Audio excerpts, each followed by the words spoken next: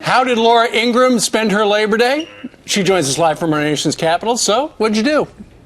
Oh, we went to friends' houses. My kids, just ran around on swing sets and razor scooters and, drank a lot of beer. That's what we all did. Not the kids, just the adults. Great. Yeah, I understand. Okay, good. Well, what about... So, now it's back to the grindstone, and now they say everything hits turbo speed in the election cycle. Yep. So should Joe Biden be running for president? I think I saw a guy that was in the race yesterday.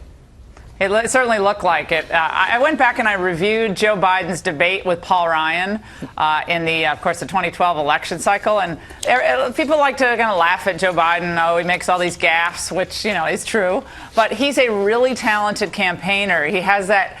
He has kind of an ethnic connection to voters. He channels middle-class anxiety, which is really kind of funny coming after it will be 8 years of Obama, where the middle class, didn't see any real pay increase or betterment of their standard of living. But Joe Biden is a talented campaigner. He's very different from Hillary Clinton. Yeah. He has a genuine warmth, and he looked like he was running to me. I predicted all along he would not run, so my prediction will have been wrong. But boy, yesterday it certainly seemed he was taking a step closer. And it also seems like it may have the Clinton campaign scrambling a bit. Late last night, they tweeted out this video of Clinton finally sitting down with Andrea Mitchell for her third interview, sit down, since announcing she was running for president.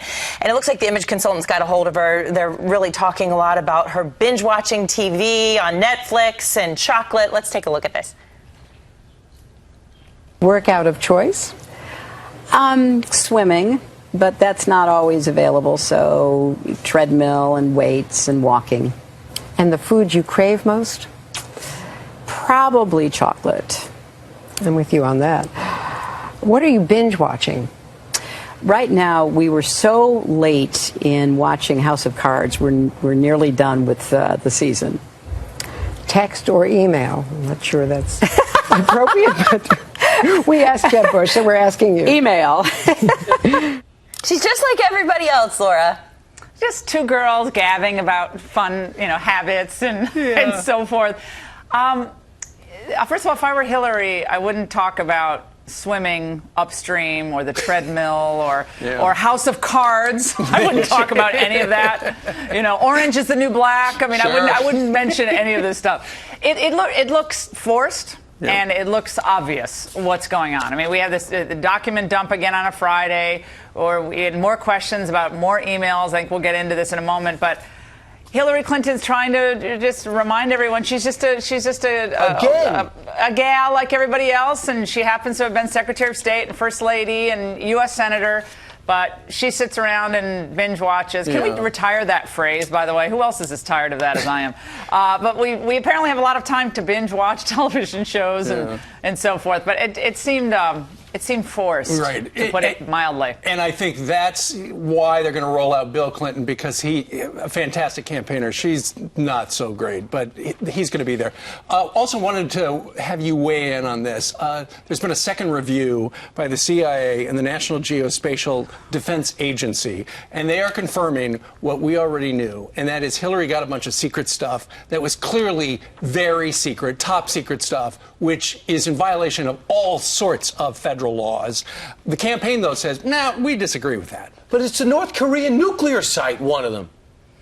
Oh, that's just, everybody knows about that. I mean, the fact that she put that in the email, why is that really relevant? Like nuclear weapons in North Korea, there's no implication with China or anything like that. What the Clintons are doing now is they're saying, well, there's always debate among these agencies about what should be and what should be not classified. But at this point, we now have the CIA and the National Geospatial Intelligence Agency both concluding that this was the highest level of secrecy on these documents.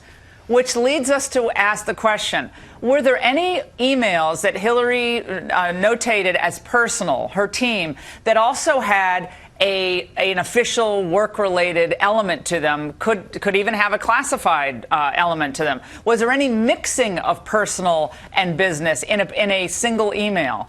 I would imagine that given how loosey-goosey these guys were with this email, there could be emails that actually fell into both categories, which, if that happened, we have even a bigger problem on our hands. Sure. So every time we look at this, it gets worse for Hillary Clinton, and the polls are certainly reflecting that. People aren't buying this idea that, well, this is a close call. This is not a close call. And remember, Obama himself, the president himself, when they released the new guidelines on email, the question was, if there was any reasonable, understanding that this could be classified, then it had to be classified. So any reasonable person would conclude that these particular emails just released were classified. And the one thing, technically, might be very enlightening is the fact that they're going to be able to, the FBI, if they want to, we believe, be able to get to that server and find out those emails that we're not allowed to see that they deleted. We'll find out if they become to light. But meanwhile, let's talk about what's happening on the GOP side. It's all about non-career politicians. Newt Gingrich says he has a theory on why the anti-establishment candidates are excelling and will continue.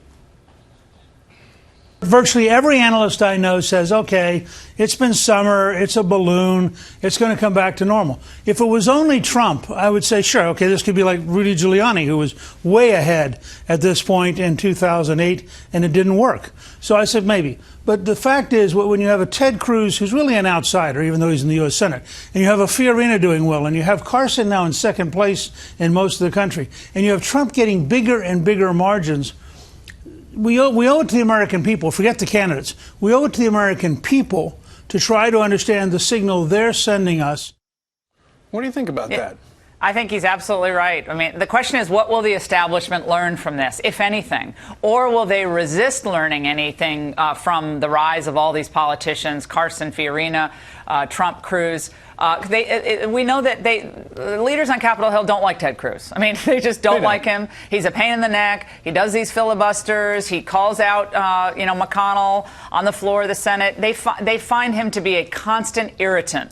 So even though he's in Washington, he's not perceived to be of Washington. That's going to help Cruz down the road. But I think Peggy Noonan wrote about this last week. Will they learn? Will the politicians who have gone about the business of campaigning in the traditional Romney, McCain, even going back to Bob Dole way, will they take anything from this, or will they just say, the voters are stupid, they don't understand, we know better than they do, and we're going to just keep doing the same policies that have, obviously indicated to the voters that, they're failing.